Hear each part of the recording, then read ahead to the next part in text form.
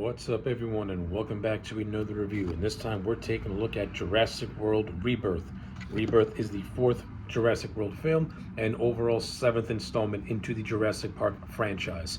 The film is directed by Gareth Edwards and written by David Coop, who was the original writer of the first Jurassic Park film in 1993. So the overall plot of this movie is something that you would get in a video game. So, after being unable to adapt to the Earth's ever-changing climate, the dinosaurs that have been resurrected are quickly starting to fade back into obscurity because the Earth's ever-changing climate has proven to be unsuitable for these de-extinct creatures.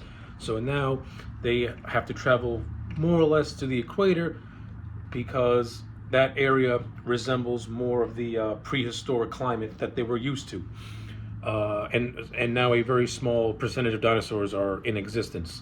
While all this is happening, you have a small team of people who are on an expedition to extract 3 strands of DNA from 3 very specific gigantic dinosaurs on this research facility.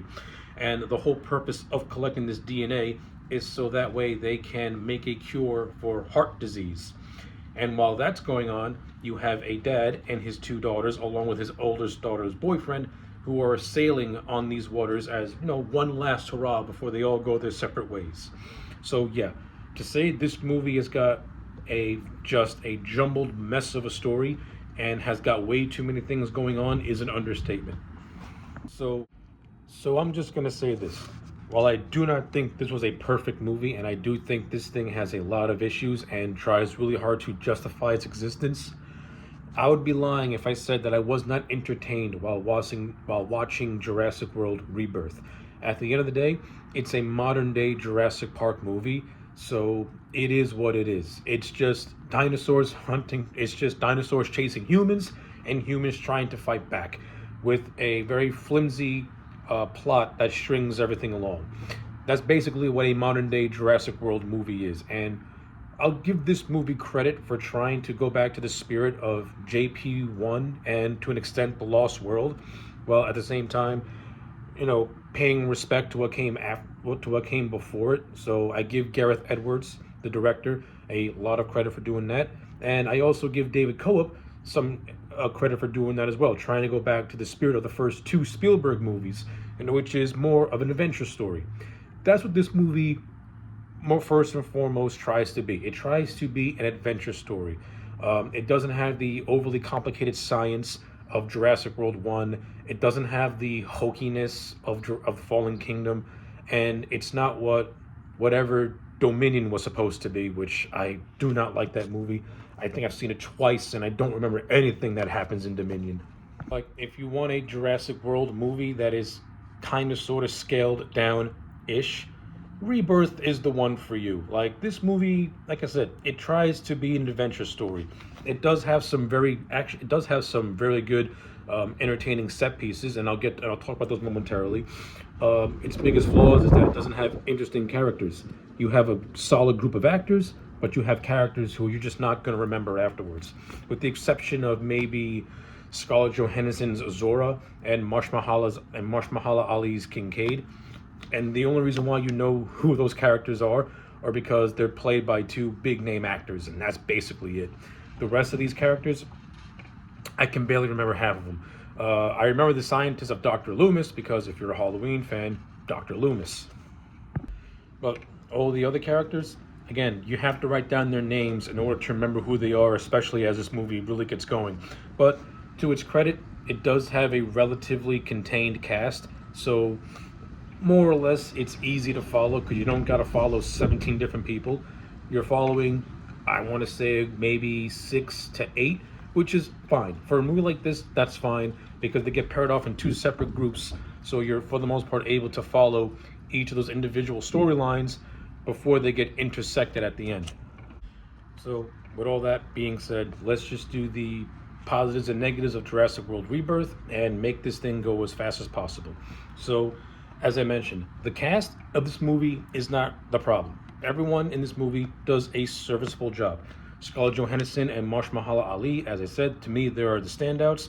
even though their characters aren't really all that interesting, you have two very charismatic actors in as co-leads. So they pretty much hold this movie together. And to an extent, they got a lot of badassery to them. Like I like Zora's character. I like Scarlett Johansson in the role. She's got that Laura Croft-esque type of personality to her, and I like the bantering that she has with the character of Dr. Loomis. I think the movie is trying to do an understated like romance between these two, but doesn't fully go there. But to me, her strongest relationship is with the character of Duncan.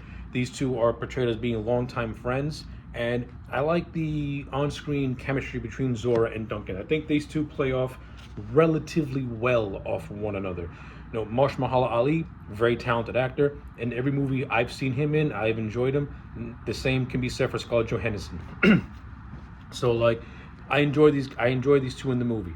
I don't think their characters are all that memorable, but the performance is fine. And for what David Coop is able to give us in terms of just character interactions and stuff like that, I can buy it. To an extent, I can buy it. You also have Rupert Friend, who plays this character of Martin Cribbs, who is the head of a pharmaceutical company, who more or less is funding this expedition, and his whole thing is to get this DNA so that way he can make a profit out of it. So, in terms of our human villain, the slimy businessman, Rupert Friend was fine. Like, he didn't really bring anything new to the table in terms of a dimensional villain. There are kind of moments where he does have that mustache twirliness to him, especially when he tries to downplay the fact that he nearly killed the character of Ruben's older daughter by pushing her off the boat into the mouth of a mosasaurus. That's more or less it. But yeah, in terms of anything villainous, it's nothing really all that to write home about.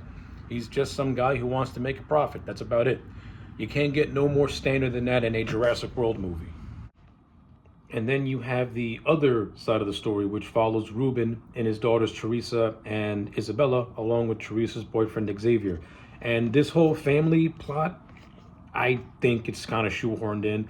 I mean, I did say earlier that you can follow both these storylines relatively easily, but I didn't say that they were good. I didn't say that they were good or that they served a purpose, because to be honest with you, I don't think this family served a purpose. They're just there to create unnecessary drama. And I'm not gonna lie, I think it's kind of boring. Like, I would have kept these guys out, and I would have focused on the mercenaries, because that story alone can hold this movie together. The whole stuff with the family, it just feels like padding. And not only that, their characters, I don't really think are all that interesting. I don't think they're interesting at all. Like the character of Xavier, the movie tries to play him off as someone who's very aloof and very lazy, and they attempt to make him comic relief, but she barely got any chuckles out of me. And the two daughters, nothing's really all that memorable about them. The daughter, Teresa, yeah, she's going out with this character, Xavier. Her whole character is to try and get her dad to see the good that she sees in him. That's about it. Her character really revolves around propping up another character. In terms of what she has to offer to the movie, nothing at all. And the character of Isabella, her thing is that she finds a baby triceratops and names her Dolores, and that becomes her pet throughout the entire movie. That's it. Like, the only good scene I can say these characters have is the raft scene, which is more or less adapted from the Jurassic Park novel, in which they got to get a raft as they're trying to evade a sleeping T-Rex that awakens and chases them down the riverbanks. And you have a fake out where we think the T-Rex kills Isabella, but she manages to swim to safety. Which is basically one of the better parts of the whole movie, is the raft set piece, which I thought was actually pretty cool for what it was. But yeah, in terms of that, the Delgado family doesn't really play much of a role in this movie, because once the characters get separated when they crash on the island, their story is pretty much to get to this research facility.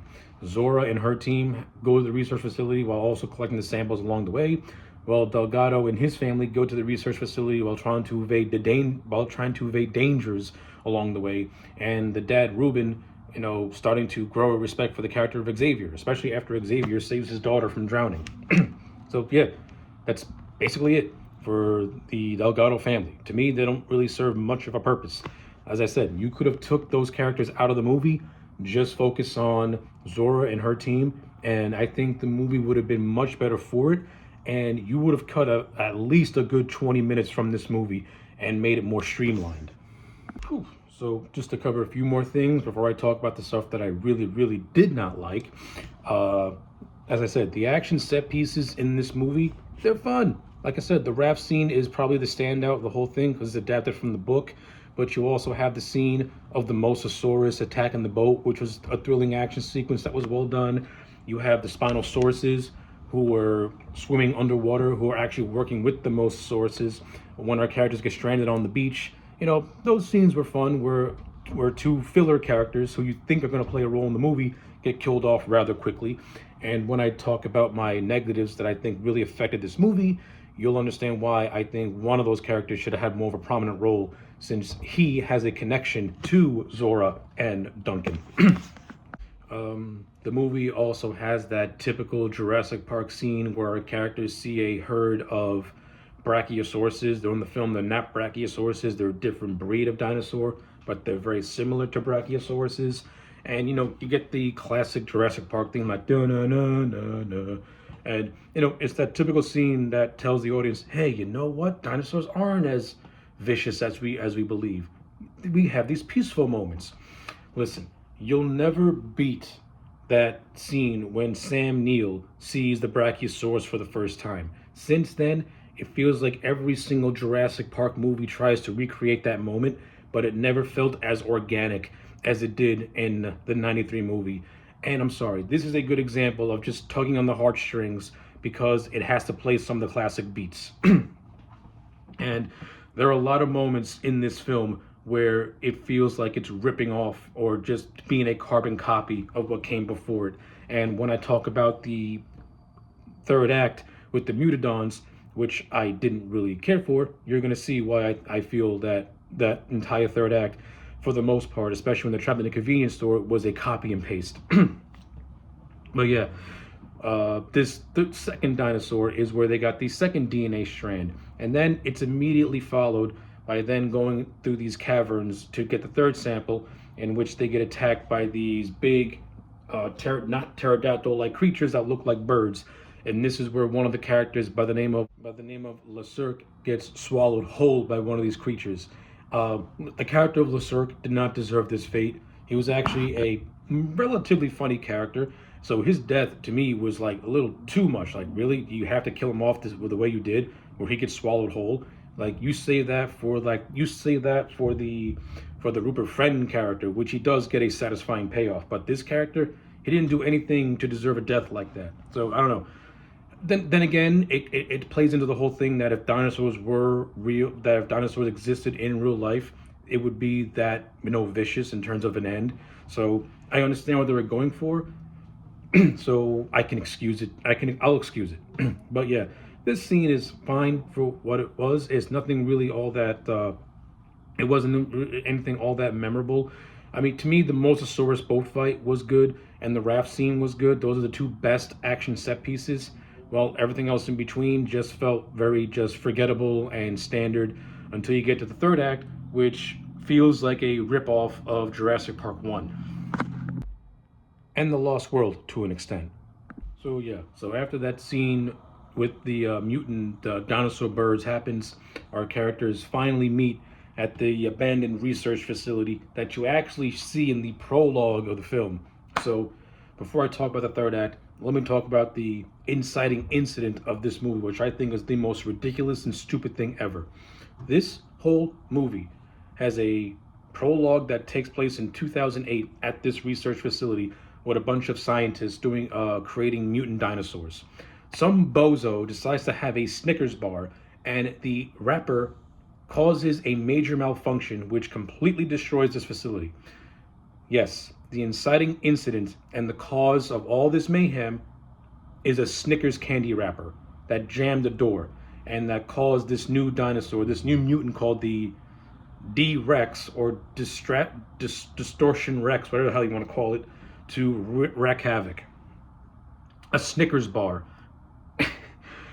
Oh my god, this is so fucking silly. Even when I was watching this movie for the first time, I was like, there ain't no way in hell a candy wrapper can do that much damage. I cannot suspend my disbelief.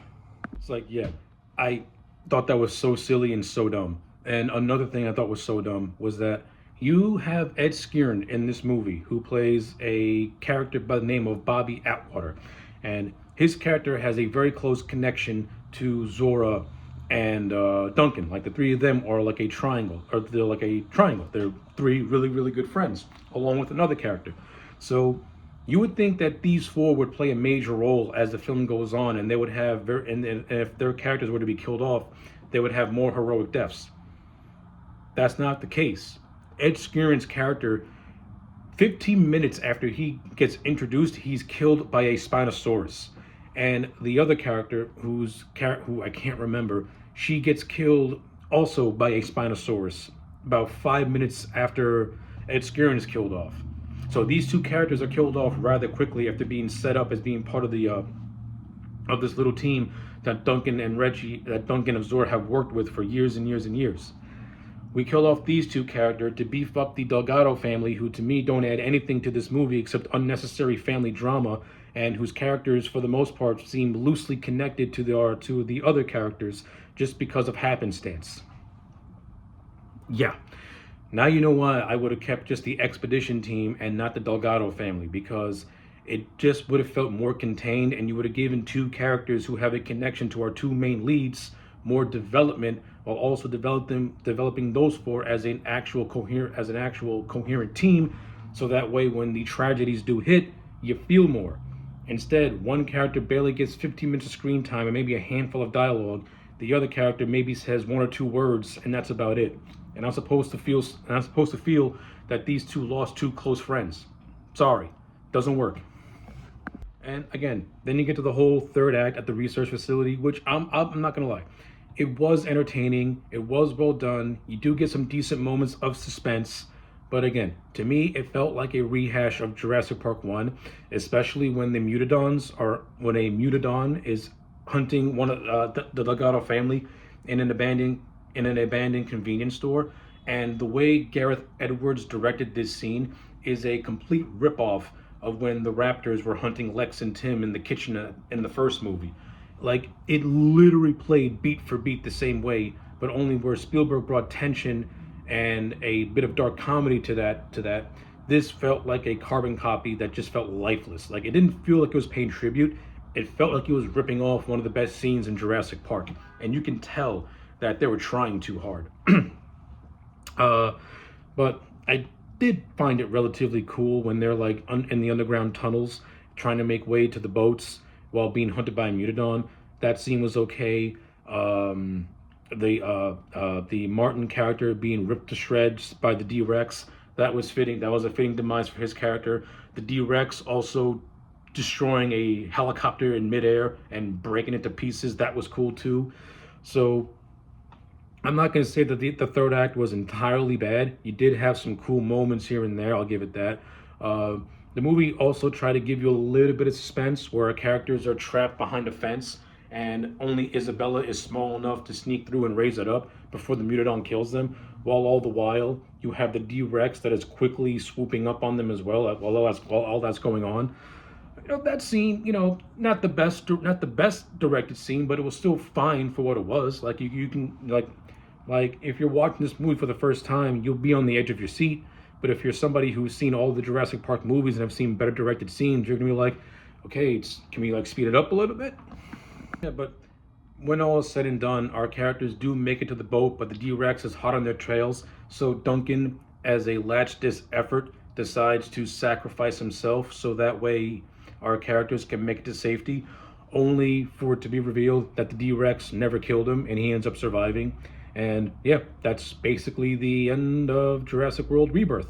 Our characters decide that they rather give the DNA, that they rather give this new cure to the world and not make a profit out of it, and that's how the movie ends. So yeah, that's Jurassic World Rebirth in a nutshell.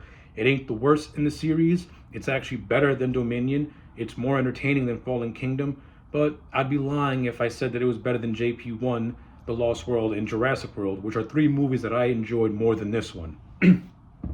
But in terms of telling a standalone story, like I said, cut off the Delgado family, beef up the two other characters, chop off maybe 30 minutes from this movie, and you would have a much more tighter paced action adventure type of film.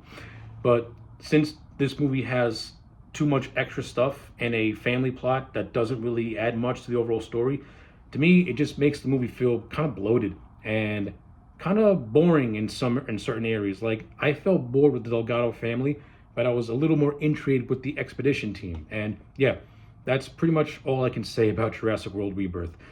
Gareth Edwards as a director, he's good. I enjoy his work. I like Rogue One, A Star Wars Story, and I like Godzilla. And in this movie, he didn't bring the same tension that he brought to Godzilla, but he tried to mimic that Spielberg whimsy with this film. So I'll give him some credit. There are certain scenes where he's able to do it, and there are certain scenes where it feels like it's AI generated.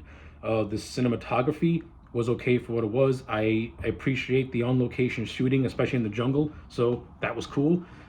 These special effects, in some areas they look good, in other areas they look choppy, and that's just what it is. You have these overinflated movie budgets that are more actors' salary, and you leave nothing for the effects team.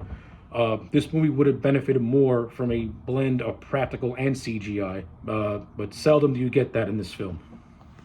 And I do not like the fact that the T-Rex only has one appearance in this movie, but at least it was in one of the better scenes, so I'll forgive it. So with all that being said, to me, Jurassic World Rebirth is a 5 out of 10. It's okay for what it is. It's nothing horrible. It's disposable. It's forgettable. But it is entertaining. And that's the best that I can say. So yeah, those are my thoughts. Let me know yours in the comment sections down below. Like the video and subscribe. And I'll check you back next time for more.